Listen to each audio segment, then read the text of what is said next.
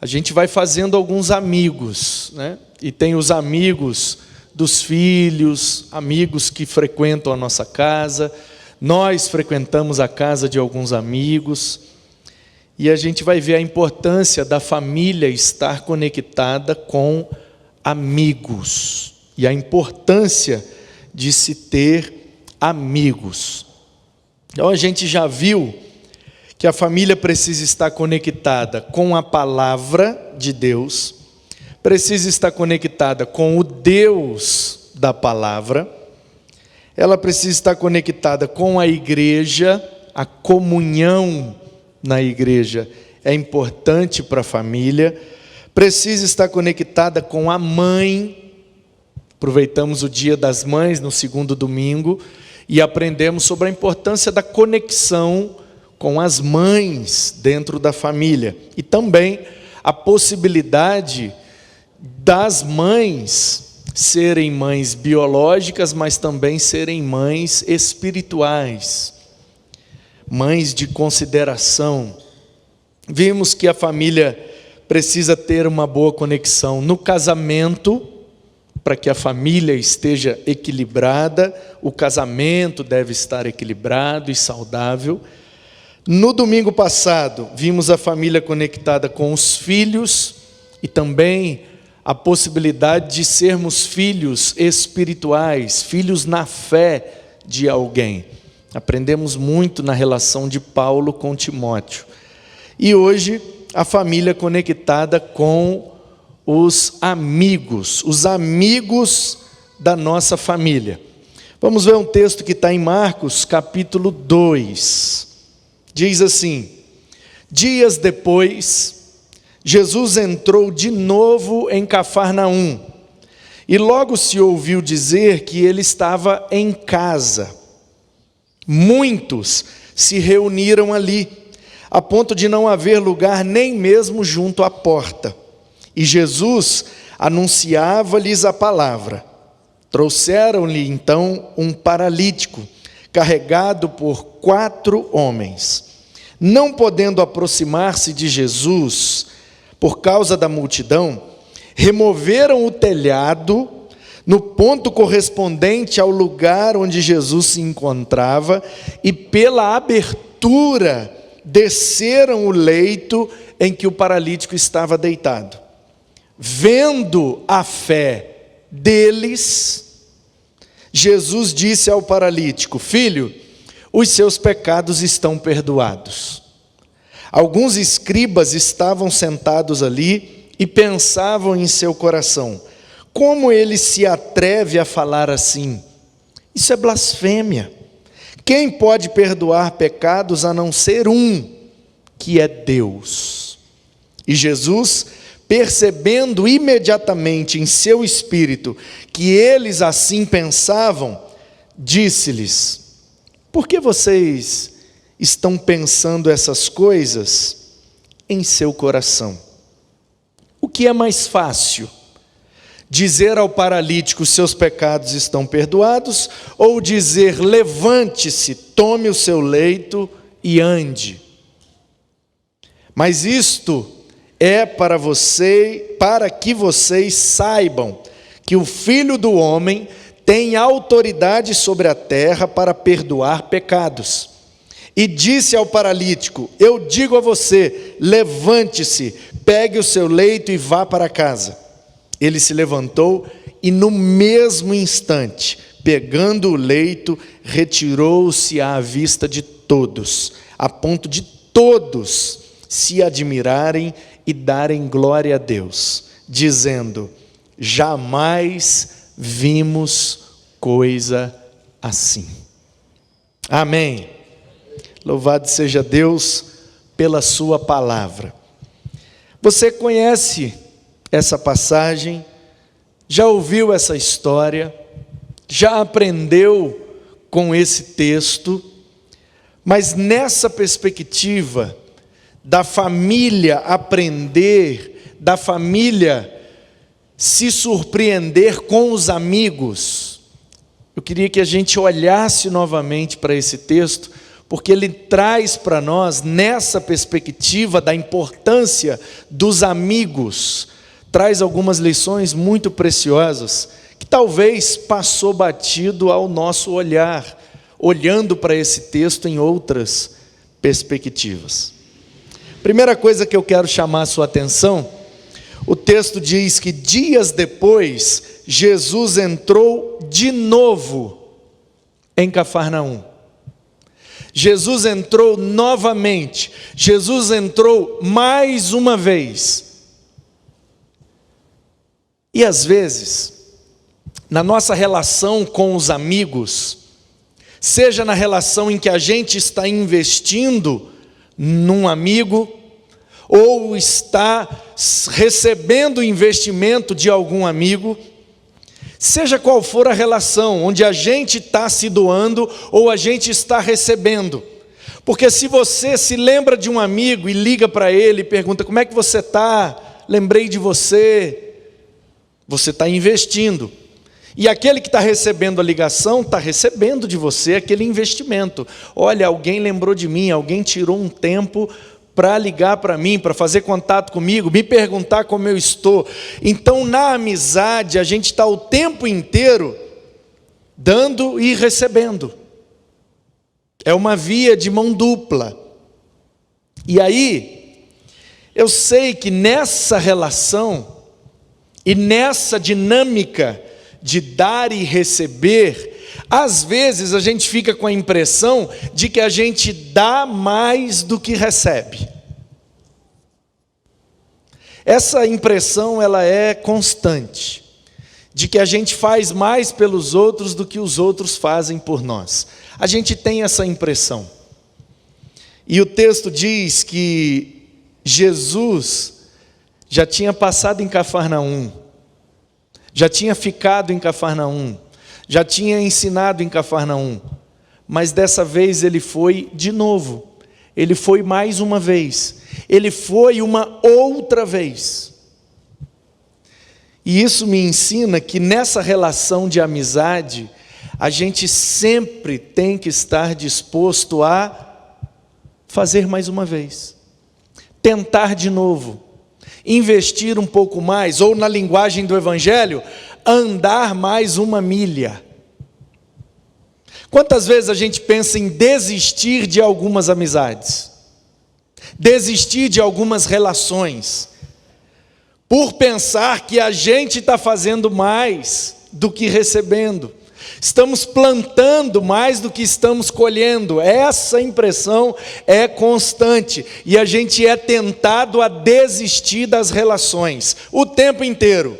E Jesus está nos mostrando, às vezes a gente tem que ir de novo, a gente tem que fazer de novo, a gente tem que buscar de novo, a gente tem que ligar de novo, a gente tem que ajudar de novo. Porque às vezes é nessa última vez.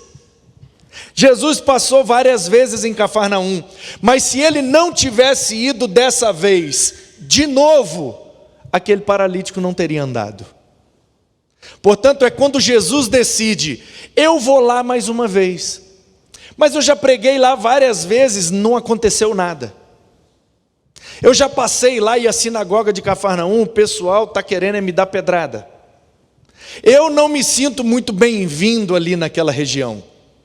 Mas se eu tive mais uma oportunidade, por que eu não posso ir lá de novo? Portanto, a primeira lição que nós tiramos é que para nossa família viver algumas experiências extraordinárias, a gente tem que estar sempre disposto a fazer de novo. Mas eu já fiz 99 vezes, não deu resultado nenhum. Quem sabe não é na 100ª que vai dar. Mas eu já fiz 110 vezes, às vezes é na 111ª. Se Jesus não tivesse ido em Cafarnaum mais uma vez, essa experiência não teria acontecido, essa história não estaria registrada no Evangelho, a gente não poderia aprender essa lição. Então, meu querido, que você nessa noite se abra para investir, para fazer, para procurar, para buscar, para semear de novo. O texto diz que Jesus foi de novo, e logo se ouviu dizer que ele estava onde? Estava na rua, estava na praça, estava na beira do mar da Galileia, que aquela região ali era a região do mar da Galileia. Jesus estava onde?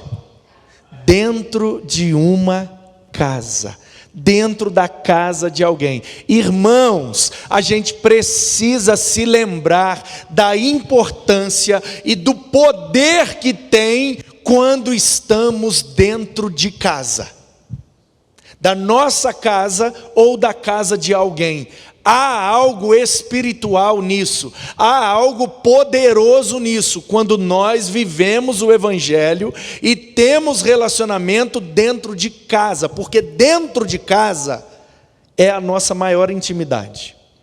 Quando alguém senta no sofá da sua casa, ou quando você senta no sofá da casa de alguém, daí o poder de uma visita, é o poder da mesa, é o poder de estarmos sentados juntos no mesmo ambiente, que é o ambiente onde vivem algumas pessoas.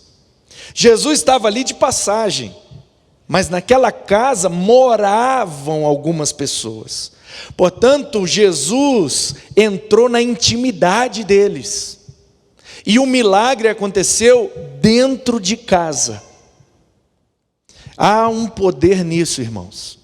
Há uma oportunidade divina quando a gente se senta à mesa, quando a gente senta no sofá ou em qualquer ambiente, mas dentro da intimidade de alguém, ou a gente permite alguém acessar a nossa intimidade. Isso, no âmbito espiritual, isso é poderoso. E essa história está aqui para nos lembrar disso. Portanto, nós precisamos abrir mais a porta da nossa casa para receber amigos. E precisamos estar dispostos a frequentar a casa de alguns amigos. Há um esforço nisso. Às vezes a gente tem que se esforçar, às vezes é uma renúncia. Mas eu não gosto de receber ninguém na minha casa. A gente vai lutar contra isso, sabendo que há um poder nessa atitude. Quando a gente recebe gente dentro de casa, ou quando a gente entra na casa de alguém, isso, de alguma forma, isso promove oportunidade no âmbito espiritual, porque é a intimidade, é onde a gente mora, é onde a gente come, é onde a gente vive, é onde a gente passa os nossos maiores dramas, porque ali é vida real. Do lado de fora a gente finge muito bem, mas da porta para dentro não tem como fingir. Então, por isso é um ambiente poderoso de convívio, de partilha, de troca e de vivenciarmos experiências extraordinárias. Nós precisamos abrir a porta da nossa casa e estar dispostos a entrar pelas portas abertas da casa dos outros. Há algo poderoso e espiritual nisso, que a igreja vem perdendo por causa da correria, por causa da rotina, por causa do dia a dia corrido de todo mundo. A gente está perdendo experiências dentro de casa. A gente conversa na igreja, a gente conversa na quadra, a gente conversa no ponto de ônibus, no banco, na praça, não sei aonde, mas cada vez menos a gente conversa dentro de casa. Principalmente com quem não mora dentro de casa com a gente. Então a gente precisa relembrar dessa importância. Eu preciso ter relacionamento dentro da minha casa.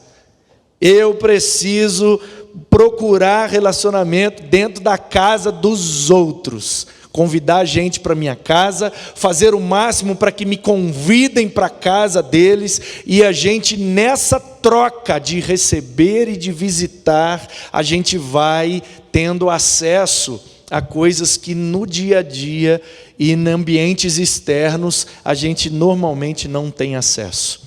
Há algo importante, poderoso, precioso, dentro dos ambientes domésticos, dentro da nossa casa. Não podemos subestimar essa realidade. A gente perde muito quando a gente só tem relação externa. A gente precisa manter e vivenciar essa prática, que é o que fez a igreja primitiva crescer e chegar até nós. Porque quando eles não podiam fazer reuniões, cultos e celebrações em templos, o que é que fez a igreja ficar viva e permanecer? As casas. As casas.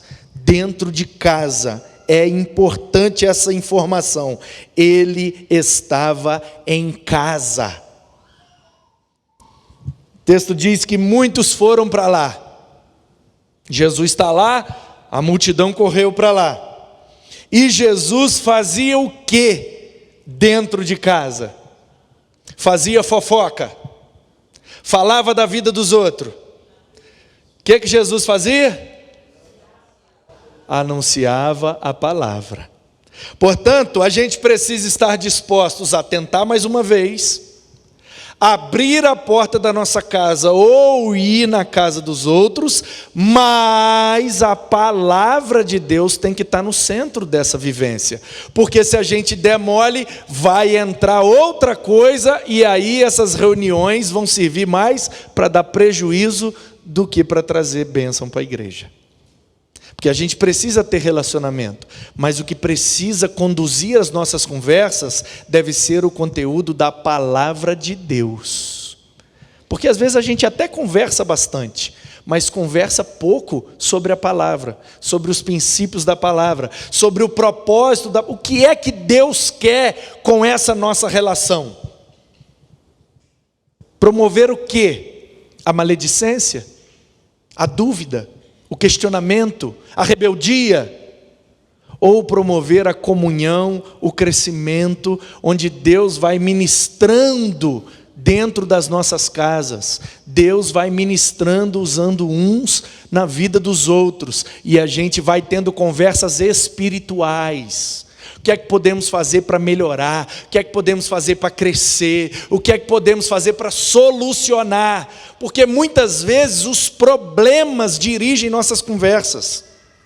Se a gente for focar no que está problemático, a gente tem assunto para virar à noite. Aí quando a gente pergunta, mas qual seria a solução desse problema? Aí a conversa não dura um minuto.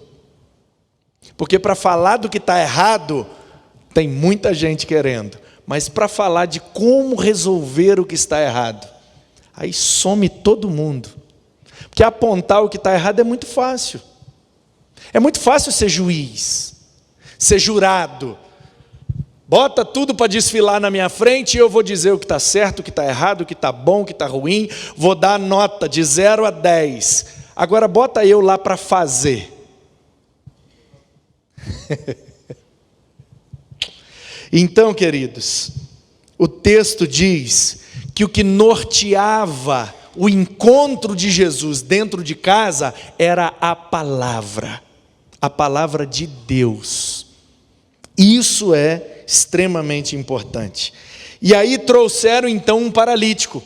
Como que trouxeram? O texto diz, trouxeram ele carregado, subiram no telhado, removeram o telhado, depois abriram um espaço e pela abertura que fizeram, desceram o paralítico na frente de Jesus. Por que é que a família precisa estar conectada com os amigos? Porque tem gente que precisa ser carregada. Tem gente que não tem força de vir aqui, tem gente que não tem força de dar o play e assistir um culto. Tem gente que não tem força. Hoje eu recebi uma mensagem de uma pessoa que foi me passar do contato dela. Pastor Manu, tem uma pessoa que mora aí na região do Itaim e que está precisando de uma ajuda de uma igreja Beleza, me dá o contato. E eu mandei mensagem, aqui é o pastor Manu, da Primeira Igreja Batista do Itaim, estamos às ordens, do que puder ajudar. Ai, pastor, muito obrigado, muito obrigado. Ah, eu quero sim, eu preciso sim, etc, etc. E eu vivo mandando convite para o culto, link do culto, e vai ter evento, vai ter isso, vai ter aquilo. E hoje essa pessoa me respondeu: ai, pastor, acontece algumas coisas, eu não sei nem explicar, mas parece que alguma coisa me segura. Hoje respondeu. Podia até printar aqui e botar ali para você ver, né? Tirar o nome, né? Preservar e tudo. Mas aconteceu hoje. Hoje a pessoa me respondeu: eu quero ir, eu preciso ir. Tem filho pequeno que aqui vai ter atividade para a idade. E mesmo assim, chega na hora, acontece alguma coisa, bate um desânimo, bate um cansaço. Eu não sei o que acontece, mas a pessoa disse: eu não consegui ir ainda, e já tem meses. Queridos, a gente vai precisar carregar alguns. A gente vai precisar remover algumas coisas. Qual é a dificuldade que precisa ser removida? Nós e as nossas famílias precisamos carregar e remover algumas coisas. Qual é o problema que está impedindo a pessoa de ir até Jesus? É nossa responsabilidade. Nós, como famílias, levar as pessoas a Jesus. Sermos amigos, levarmos os nossos amigos a Jesus. O que é que a gente precisa fazer? Precisa carregar? Vamos carregar. Precisa remover algumas dificuldades? Vamos remover. Precisa abrir alguns espaços? Vamos abrir. O que é que precisa fazer? Passar, dar uma carona? O que é? Eu não sei. Qual é a necessidade? Precisa de comida? Precisa de remédio? Precisa de motivação? Precisa de ânimo? Precisa de oração? Precisa de quê? Eu não sei. O que é que for preciso, nós vamos fazer. Porque é o nosso papel, é a nossa responsabilidade. Porque um dia nós estaremos numa situação difícil e nós vamos ser aqueles que serão carregados, e as pessoas vão nos ajudar a remover os problemas, e pessoas vão abrir portas para nós. Porque hoje eu posso estar na situação de abrir a porta para alguém, mas o mundo dá voltas, e amanhã eu vou precisar que uma porta seja aberta, e alguém vai abrir a porta para mim, porque essa é a via de mão dupla da amizade. A gente ajuda, depois é ajudado. A gente serve, depois é servido. A gente planta, depois a gente colhe. Porque ninguém tem tanto que não precise de nada. E ninguém tem tão pouco que não possa ajudar. Todo mundo pode ajudar, e todo mundo vai precisar ser ajudado em alguma área. Nas finanças está tudo bem, a pessoa está fazendo aviãozinho de dinheiro. Beleza. E as outras áreas? Na saúde está tudo ok, a pessoa está bem empregada, está com dinheiro no banco, está com a saúde em dia, de ferro, não tem enfermidade nenhuma, está com as taxas tudo equilibrada, aleluia. E as outras áreas? Emocionalmente está saudável, não tem nenhuma crise, não tem nenhuma dúvida, está bem com a vida, de bem com todo mundo, e glória a Deus, aleluia. Ok, e no casamento? E no trabalho? E nos relacionamentos? A vida da gente tem muitas áreas. Queridos, se não tem nenhuma área que pode melhorar, então o que está fazendo vivo aqui ainda? Já podia ter partido, está perfeito.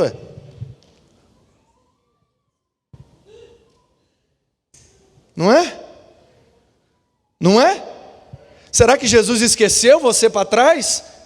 Você está todo perfeito em todas as áreas?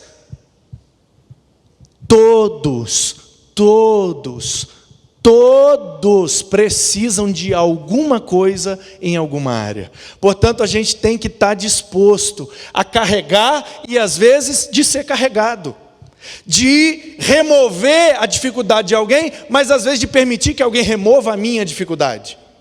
E às vezes a gente é orgulhoso. Eu estou sem carro, então eu não vou para a igreja. Mas você podia ir de carona. Não ando de carona. Orgulhoso. Está perdendo a bênção de andar de graça, de carona, sem gastar nada. Chama um Uber para você ver quanto é que você vai economizar com a carona. Louvado seja Deus pelas caronas. Eu não posso, então eu não vou receber. Claro que vou. Também é demonstração de humildade quando a gente sabe receber coisas boas.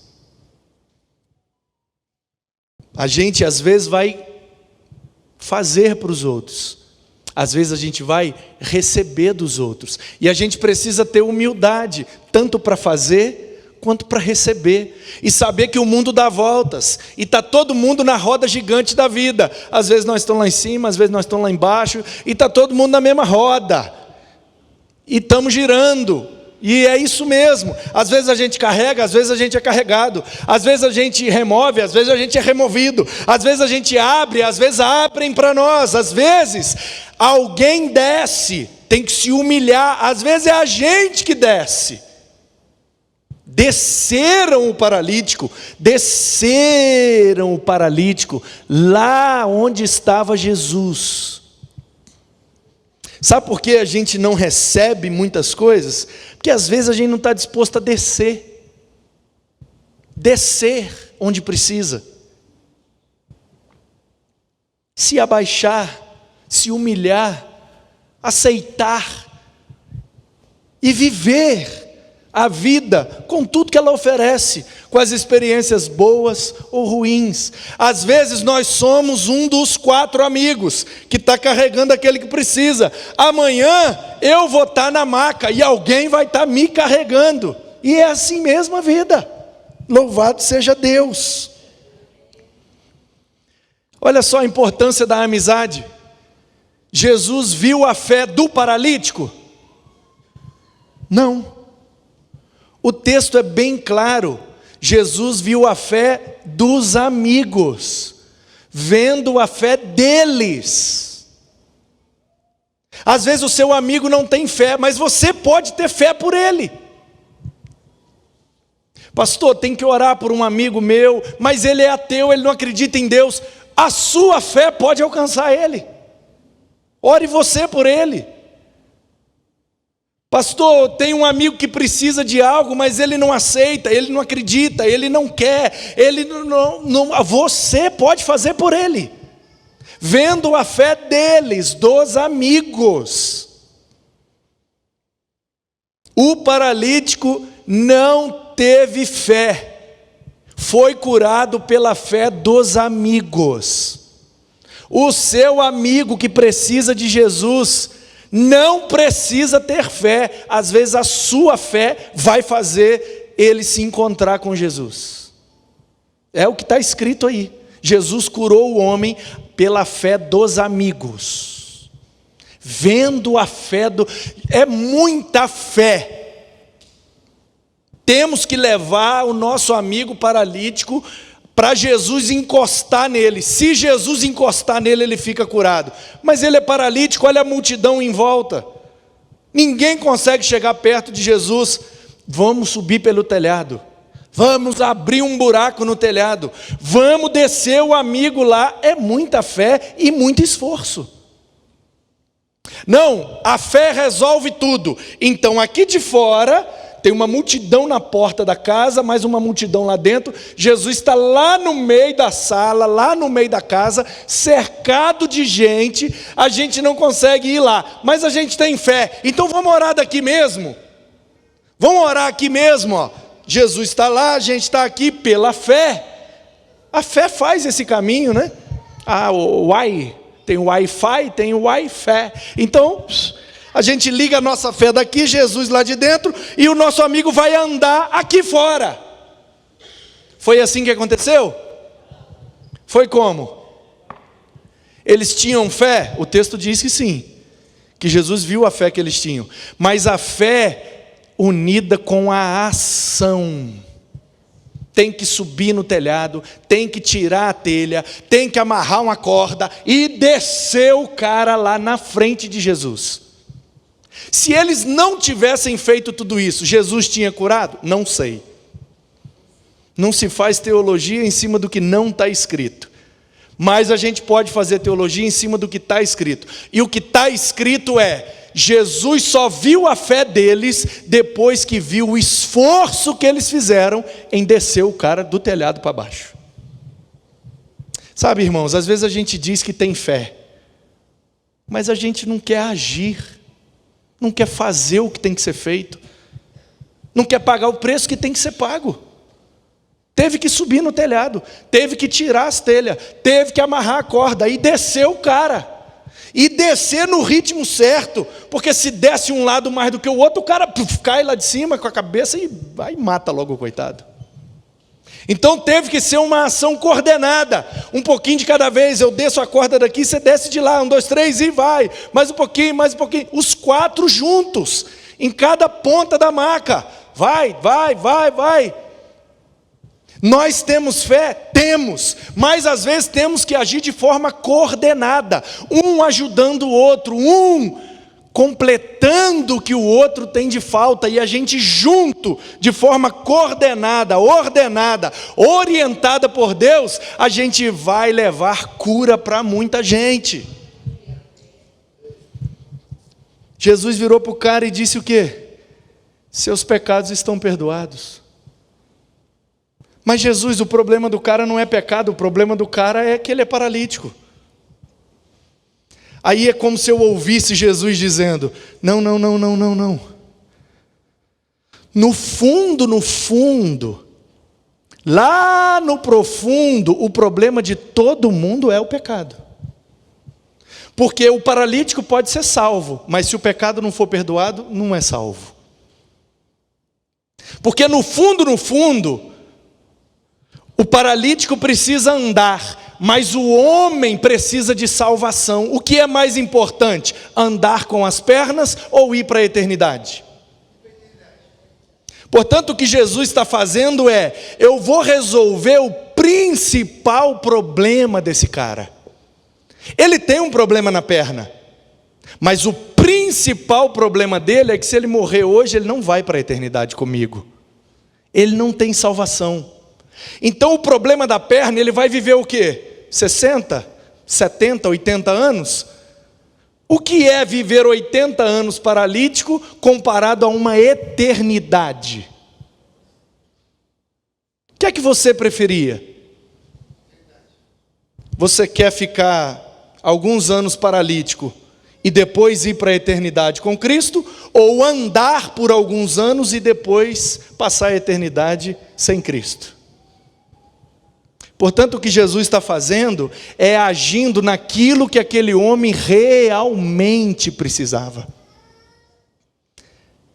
Ele precisa andar, não, ele precisa mais do que andar, ele precisa ter os seus pecados perdoados.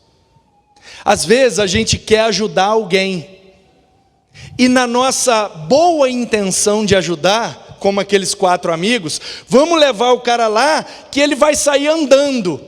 Aí eu fico imaginando a frustração dos caras ao ouvirem aquilo, porque eles queriam ouvir: levanta e anda, e o cara dá um pulo e sai andando, e eles: glória a Deus, deu certo o nosso plano. A gente conhece o fim da história, a gente sabe que o cara saiu andando, mas imagina naquele momento, você fez tudo aquilo, você teve fé, você subiu o telhado, tirou a telha, amarrou a corda, desceu coordenado. Quando o cara bateu na frente de Jesus, aquela expectativa: agora ele vai andar, aí Jesus: está perdoado, e continua. Aí você fala: não, mas não era isso que a gente queria. Só que era isso que ele precisava.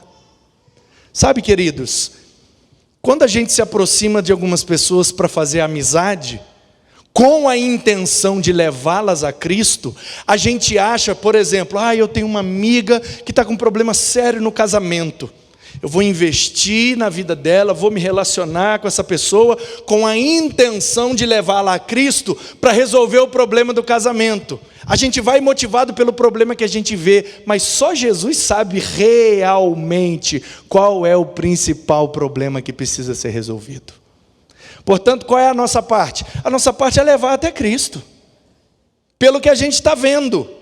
Pelo que eu estou vendo, essa pessoa precisa de ajuda nessa área. Mas quando a gente leva ela a Cristo, Jesus vai curar ela muito mais profundamente daquilo que a gente imaginava. Por isso que o nosso papel é levar a Cristo e deixar Cristo fazer a obra, porque Ele sabe realmente, lá no profundo, aquilo que cada um precisa. Levante-se. E aí, quando ele levantou, no mesmo instante, pegou o leito, retirou-se, todo mundo vendo, todos se admiraram, ficaram todo mundo admirado. Não é que o cara andou? E qual foi o resultado? Deram glória a Deus. O que está escrito ali, gente? O que está escrito aqui, ó? Isso aqui é Bíblia? Está projetado ali, foi digitado, mas isso é Bíblia. Quem está com a Bíblia de papel, santa, aleluia aí, confere aí, Flavinho. Está escrito aí, deram glória a Deus? Está escrito na Bíblia que deram glória a Deus? Então glória a Deus é coisa de pentecostal, gente? Glória a Deus é coisa de assembleiano? Glória a Deus é coisa de avivado? Glória a Deus é coisa de Bíblia, irmão. Qual é o primeiro princípio dos batistas? A Bíblia como única regra de fé e prática. Então por que o batista não pode dar glória a Deus? A Bíblia está dizendo que o povo deu glória a Deus. Não só pode, como deve. Quando Jesus está agindo, a gente vai glorificando, irmão. Glória a Deus mesmo. Aleluia, amém. Se você quiser misturar os três, glória, aleluia a Deus. Pronto. Meus queridos, Jesus perdoou o pecado do cara, garantiu a salvação do cara, e de quebra, de bônus, de brinde, de lambuja, como diria minha avó, o homem ainda saiu andando. A gente leva as pessoas com um intuito, e Jesus faz muito mais do que a gente imagina, porque é o que a Bíblia diz, Ele sabe o que tem planejado ao nosso respeito, e Ele pode fazer infinitamente mais do que pedimos ou pensamos.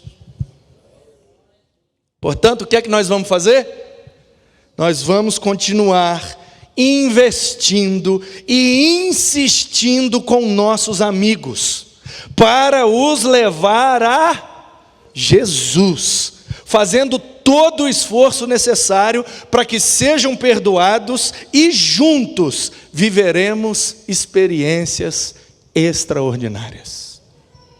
Porque Jesus vai curar, Jesus vai fazer, Jesus vai operar, e a gente vai dar glória a Ele.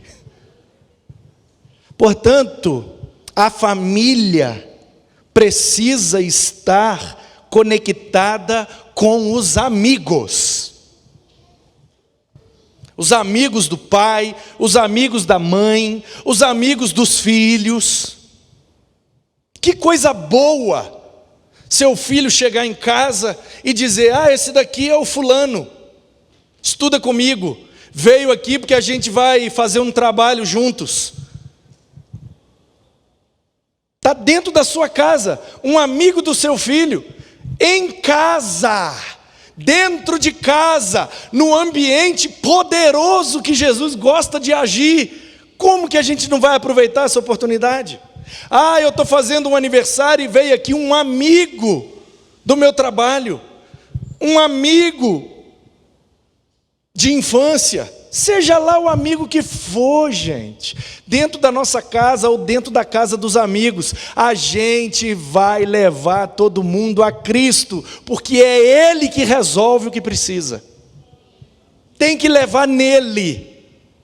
Tem que ser nele, é por causa dele, é por meio dele, é para ele. Nós vamos usar as nossas amizades para viver experiências extraordinárias, dentro das nossas casas. Amém? Louvado seja Deus. Eu queria que você pensasse agora, pensasse em pelo menos um amigo, uma amiga. Pensa aí. Será que você tem um amigo que precisa de Jesus? Será que você tem uma amiga que precisa de Jesus? Então você vai pensar nesse nome. E hoje é 24 de maio, Dia Nacional do Cigano. Sabia disso? Eu fiquei sabendo hoje com a visita que eu recebi aqui.